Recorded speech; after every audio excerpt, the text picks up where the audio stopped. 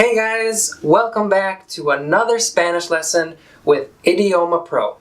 But before going any farther, stop and look in the description underneath this video.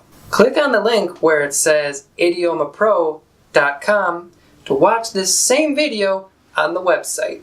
I know what you're thinking. Why would I want to watch this video on the website? The reason is simple. You can watch the same video, but you have a ton more resources available to you. There's the lesson summary to help better orient you and guide you through the lesson. There's tons of practice exercises afterwards, and there's a short quiz to help test how well you understood the lesson. Okay, so I'll give you 5 seconds to head over there, and I'll see you there.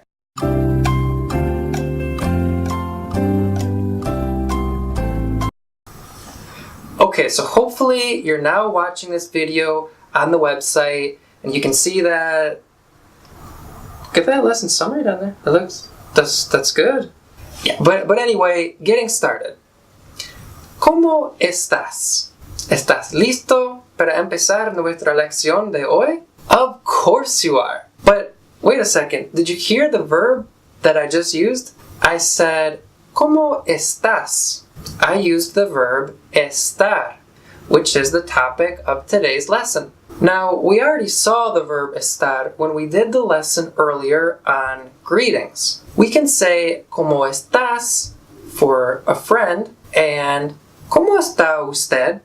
To greet somebody in a little more formal situation. But we use the verb estar for many more things than just to make simple courtesy questions. In general, we use estar to talk about temporary states or conditions. Remember that in the last lesson, we talked about the verb ser, which we said in English means to be. Well, get ready to have your mind blown, because estar also means to be. But there's a difference between the two. We already know that ser is used to describe more permanent characteristics or traits. Earlier, we saw example sentences like Yo soy estadounidense, el Papa es católico, and mi novia es morena. The verb estar also means to be, and is also used to describe people and things.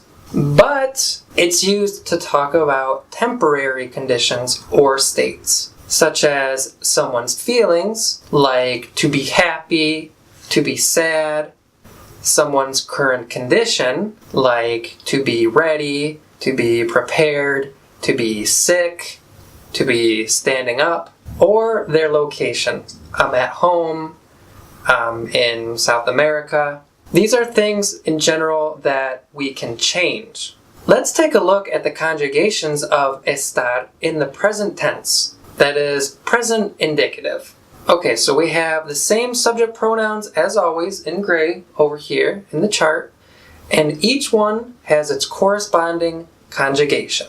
Let's see some examples of estar to understand how to use it a little bit better. If I say, ¿Cómo estás?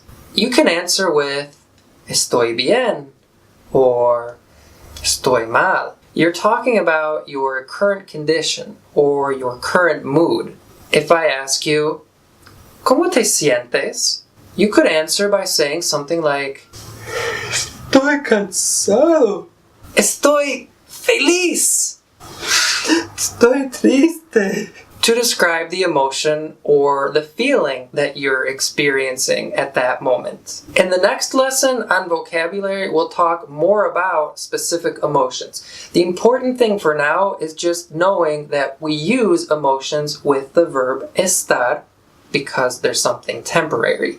Okay, another example to talk about a temporary condition would be if I have 2 kids and they're feeling a little sick. Maybe they have a little bit of a fever or runny nose or something. I could say, mis hijos están enfermos, because being sick is also something temporary. They're sick right now, but they're going to get better, so we use the verb estar. And if I ask you, ¿Dónde estás? You could say something like, I'm at home, in my room, to talk about your location. And you guessed it, because we can change your location, we use the verb estar. But in Spanish, there's a little bit of a trick, because we also use estar to talk about locations that are more permanent.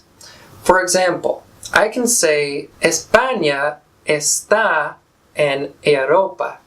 Even though we know Spain probably isn't just gonna get up and walk on out of Europe.